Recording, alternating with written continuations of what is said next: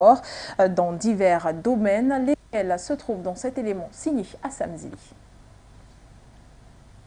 En visite de 4 jours en terre sud-africaine, le président ivoirien Alassane Ouattara a pu paraffer avec Cyril Ramaphosa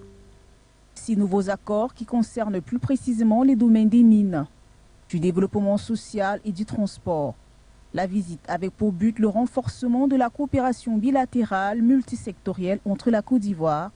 et la nation arc-en-ciel. Les deux pays dont les échanges commerciaux ont connu une croissance remarquable,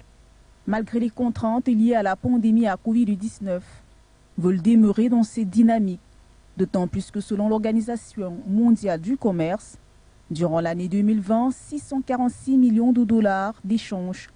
de marchandises ont été enregistrés entre Pretoria et Abidjan. Nous sommes convenus, Monsieur le Président, de faciliter l'implantation de sociétés ivoiriennes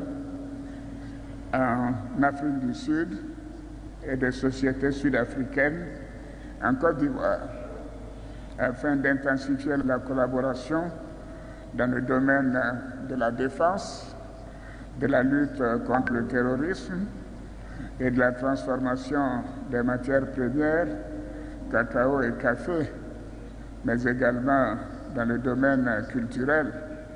et artistique. La desserte de l'Afrique du Sud, de Johannesburg, je dois dire, par Air Côte d'Ivoire,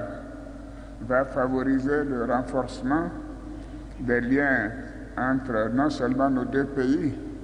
mais entre nos deux peuples. La crise ivoiro-malienne relative à l'arrestation à Bamako de 49 soldats ivoiriens,